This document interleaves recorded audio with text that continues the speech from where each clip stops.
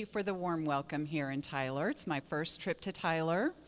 So I am Vikki Goodwin. I represent Western Travis County, Austin, and the outskirts. And y'all might be thinking to yourselves, what are you doing here? And I'm here just to give you a breath of fresh air.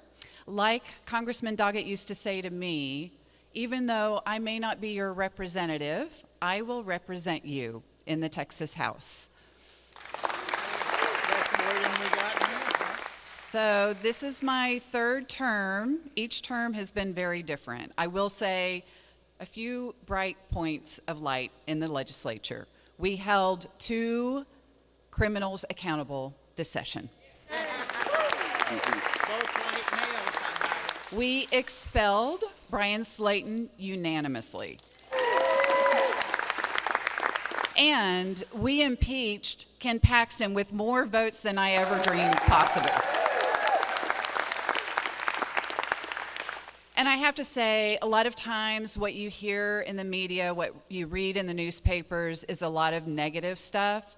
So what I want to tell you about are 4 of my bills that passed, and I'll tell you a little bit about what I do on the committees that I serve on.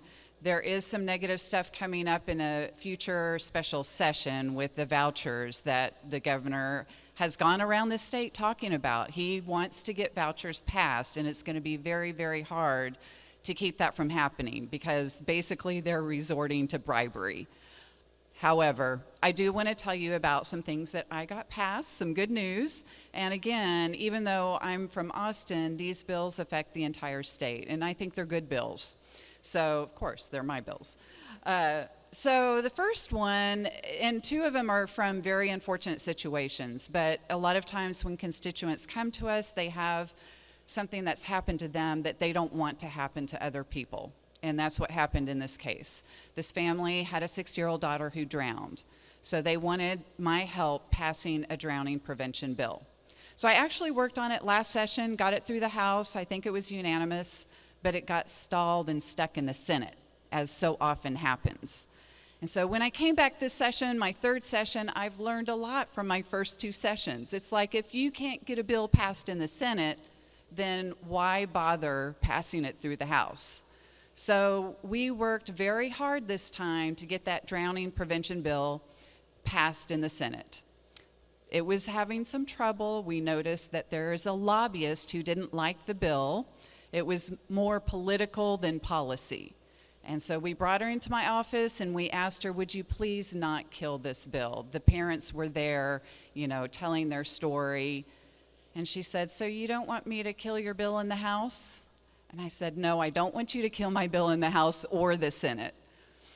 But she was determined, just as we were determined. However, the chairwoman of the committee that bill would have gone through, Public Health, was very good friends with that lobbyist, so we knew that path wasn't going to work. So we told the family, find a senator who you think will help you. And she did. So Senator Perry decided he would help us. He's the chair of Natural Resources. He said Natural Resources deals with water, so the drowning prevention bill can come through my Natural Resources Committee, and that's what we did. He got it through his committee, and it passed. The governor signed it into law. Second bill, kind of a similar, very sad situation. It was a young 21-year-old woman in my district was shot and killed. She had dated a man twice, wasn't interested in continuing the relationship, but he came to her apartment, threatened her with a gun. She called the police. Police came, man left. However, 5 days later, he came back, and this time he kicked his way in and shot and killed her. We were very devastated to know that the police, when they came, didn't give her the information that could have kept her safe. Information about resources, organizations that help women like that in situations like that, like Safe Alliance in Austin, could have given her housing to keep her safe, or could have given her resources to help her move. She wasn't given that information. Information that would tell her she could go and get a protective order. Yes, it takes time. Yes, it's a tedious process going before a judge, but it is possible, and giving someone that information could help them. And finally, the fact that you can get out of your lease agreement if you don't feel safe, if you've had a domestic violence situation. In her case, it wasn't domestic violence because she wasn't married to him. It wasn't even dating violence because they didn't have an ongoing relationship. So in my bill, it has HHSC putting together an informational resource that can be given out by law enforcement, by university personnel, by healthcare personnel, basically by anybody who thinks it's the right moment to give somebody that information about how they can keep themselves safe. So it's named after the woman who died, Natalia Cox, and it was one of the first bills that got out of the Senate, got out of the House, and the governor signed into law, and it became effective immediately back early, before session even ended. So I'm very proud of that. Her family came to the Capitol, and that's what made a difference. Oftentimes people will say, what can we do? Does it really matter? Does our voice count at the Capitol? And I tell them it does. Sometimes it takes more time than you want it to take to pass these bills, but individual stories like that make a big difference in the Capitol. So the third bill came about because I was put on a committee that was a surprise to me. I had wanted to be on the Environmental Regulation Committee again, like I was last session, but I think I asked too many tough questions when I was in that committee. So instead, I was put on the Agriculture and Livestock Committee.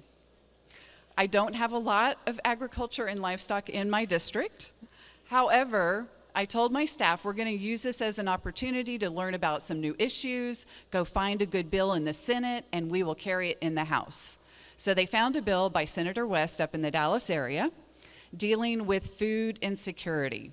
So this bill will help our food banks, Meals on Wheels, it will help our farmers, and that's what ultimately helped it to pass, is the Texas Farm Bureau was supportive. But it was a very interesting bill to work on. We had two similar bills, one that would add staff to the Agriculture Department and one that would create this commission, a Food Resiliency Commission outside of the Agriculture Department. And it turns out a lot of Republicans, at least in the House, don't like Sid Miller. So they would not pass the bill that added staff to his department. They did, by a close margin, pass the one that created this council. So I got it passed in the House, and then Senator West got it passed in the Senate, and the governor signed it into law before he went on that veto streak.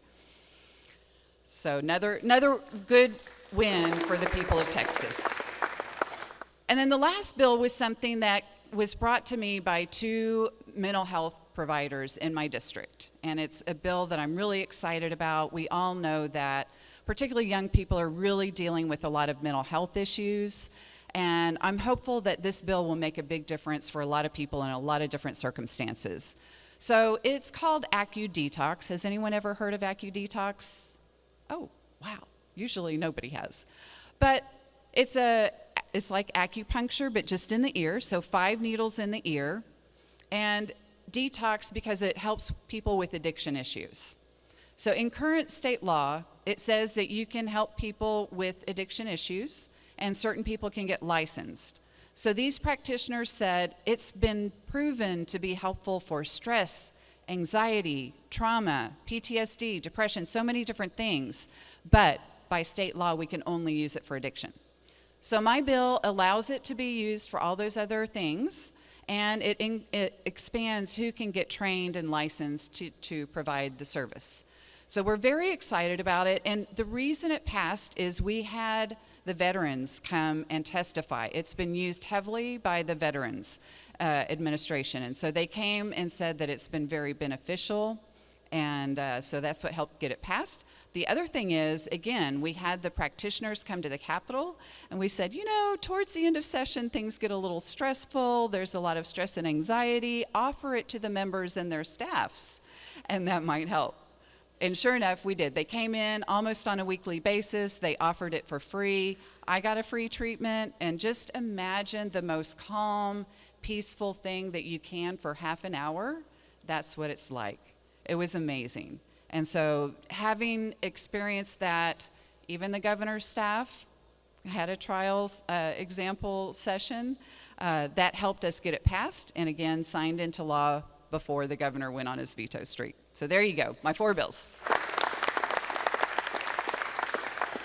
So I sit on the Homeland Security and Public Safety Committee, and this session, the Speaker created a new special select committee on community safety to hear all of the gun-related bills.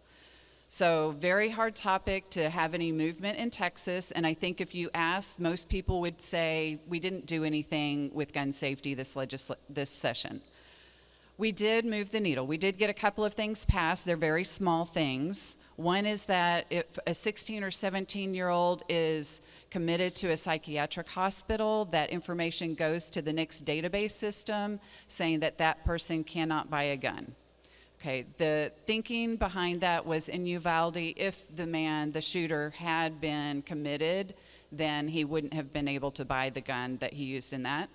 Now, again, big if, because we don't always catch that people have mental health problems and we don't always put them in psychiatric hospitals. But still, a little thing that did pass. We also passed a bill that will increase the penalty for somebody who commits a mass shooting, even if they aren't successful.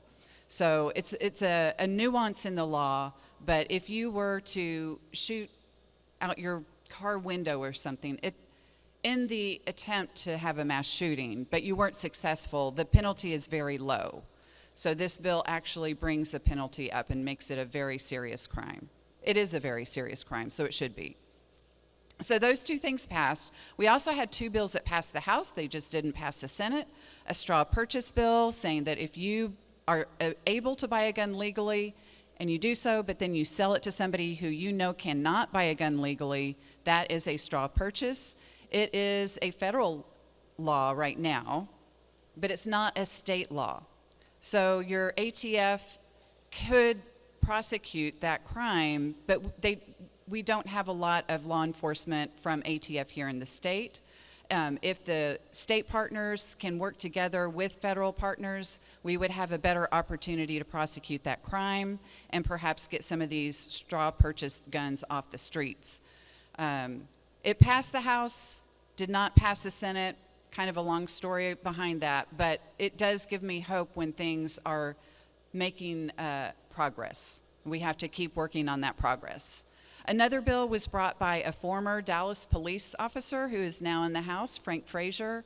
He had a bill to ban Glock switches, which are the devices that allow guns to rapid fire. Again, it passed the House. However, 2 of us, myself included, did attempt to amend the bill to include the raising the age to buy an assault-style weapon from 18 to 21. It was not germane to the bill because his bill was written very narrowly, unfortunately, so we weren't able to get that amendment on there. And when the bill went to the Senate, I think Lieutenant Governor Dan Patrick said, I don't want to deal with that whole chaos that was on the floor, and so it didn't go anywhere. So with that, I would love to hear what questions y'all have. I will open it up to questions if we have a few more minutes, because I know I tend to talk about the committees and the work that I have done, but I'm sure there are burning questions out there about what we did in the legislature. Anybody?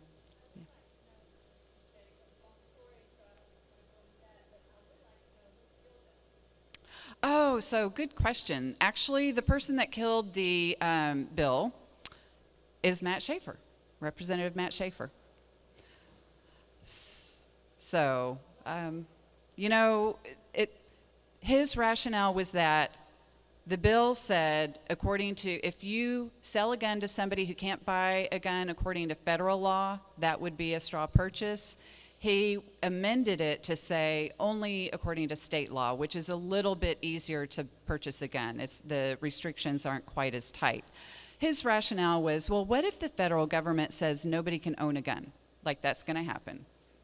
So the story goes that the lieutenant governor was not in favor of that amendment, and so he wasn't going to pass the bill.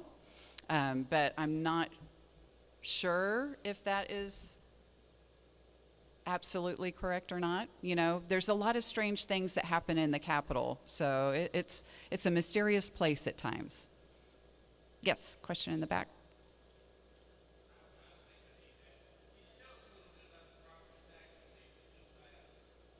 Okay, sure. So, yeah, we just had two special sessions dealing with property taxes, and we did finally pass a property tax relief bill. So, the best part of the bill is that it does increase the homestead exemption from 40,000 to 100,000. And that means that the first $100,000 of your homestead property is not going to be taxed. And so that helps people in the lower priced homes more than it helps people in high priced homes, okay? So that's good. And in fact, the Democrats had an idea to even increase that more. So our bill, I was a joint author with John Bryant from Dallas on a bill that had a minimum of 100,000 up to 200,000 or 25% of your property value.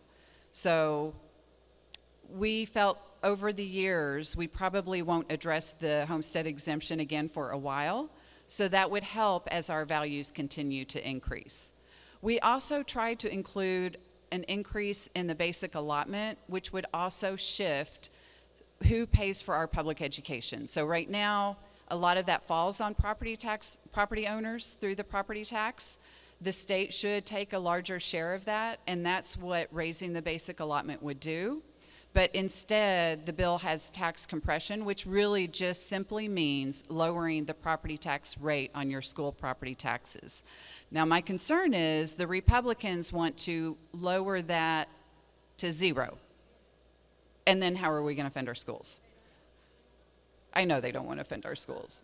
But for most of us in this state, I think the vast majority care about our public schools. And so that's very concerning. But they did compress or lower the tax rate another 10 cents. And then there's also a franchise tax exemption. So the current franchise tax exemption is $1 million or less. If your franchise or corporation earns $1 million or less, then you don't pay it. Now they've bumped that up to $2.5 million. So helping business owners, and I voted against it, and I will never forget the Republican in front of me, Sam Harless, turns around and he's like, "You're not in favor of small business?" I said, I own a small business, and I fall under that $1 million, so I am exempted. And I maybe could see pushing that up a little bit, but 2.5 times? It just didn't make sense to me, and I haven't heard a lot of small business owners coming and saying that they're stressed and they can't pay it. So I do hear from some property owners saying this substantial increase in their property taxes year over year is financially stressful. So I'm listening to my constituents. What else? I feel like there's another component. We wanted to do something for renters. Again, the bill that John Bryant and I worked on together would have given a rebate to renters of up to 10% of their prior year's rental payments and up to $3.8 billion worth of money. So it would be a pot of money that would run out at some time. But it would be a nice break for our renters who pay sales tax, and that is one of the reasons that we have this surplus. Now, since that didn't pass, I have another idea. It's an affordable rent exemption, and I will be continuing to work on that and filing that bill next session. So we will continue to try to deal with our rents that have gone up, skyrocketed, honestly, in the Austin area and all across the state. So yes. So he's asking how it affects